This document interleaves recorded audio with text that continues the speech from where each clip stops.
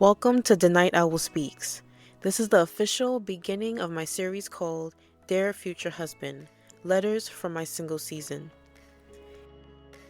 If you've been here before, you may have already heard the first letter that started it all. But today, I want to take a step back. Instead of just reading the letter, I want to share the why I wrote it in the first place, and how it became the foundation for this series of reflections.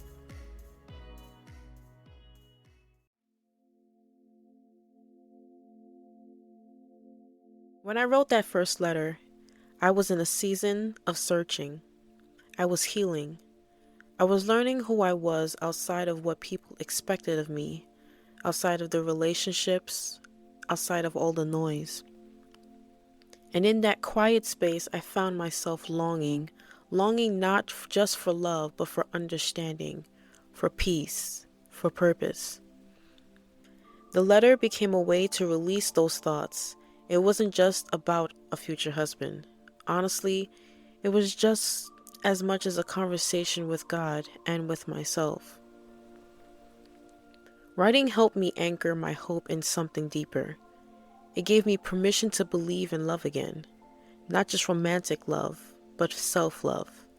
God's love, the kind of love that heals. Before I ever wrote that first letter, I remember realizing that my single season was going to look different than I thought it would. But I didn't enter it gracefully. It wasn't this perfect choice of solitude. It was raw. It was filled with disappointment, questions, and honestly, a bit of heartbreak, but it was real. And in reality, God began to show me that this season wasn't punishment. It was preparation. Stepping into my single season wasn't just about being without a partner. It was about rediscovering myself after relationships that didn't work out the way that I thought they would. Some of these relationships left me feeling unseen. Others left me feeling like I had to shrink myself to make things work. And by the end, I was carrying more loss than love. That kind of weight makes you question yourself. It makes you wonder if you're even enough, or if love was even meant for you at all.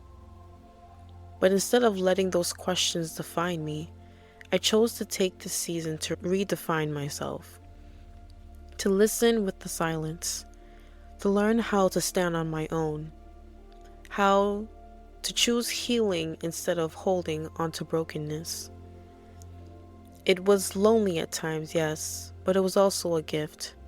The kind of gift you don't see until you've lived it. This is what led me to write. Writing became my therapy.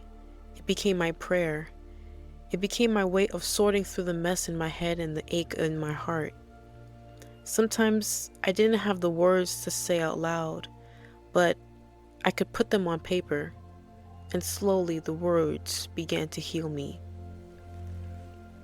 The letter to my future husband wasn't just about someone else. It was about me learning to see myself through God's eyes again. And here's the thing. When I went back to that letter, I realized something. It wasn't just words on a page.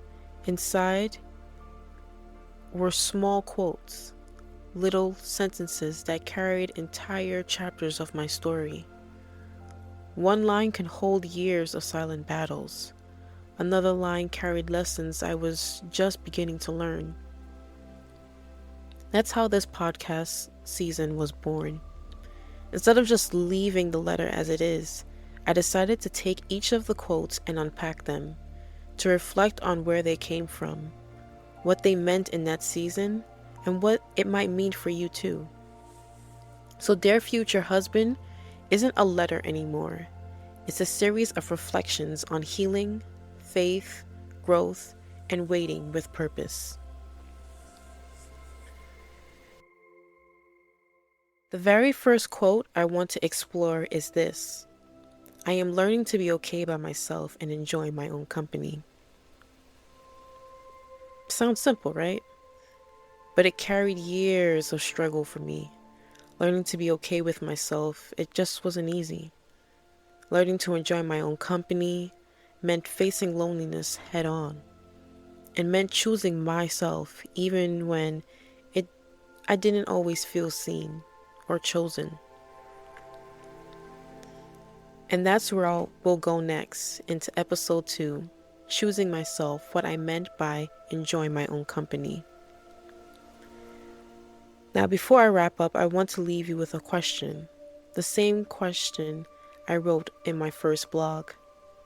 What would you say if you wrote a letter to your future spouse? Take some time to think about it. Maybe even write it out. You don't have to share it with anyone.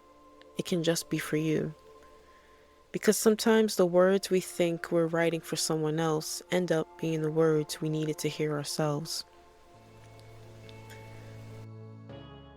So this is the foundation of the Dear Future Husband series.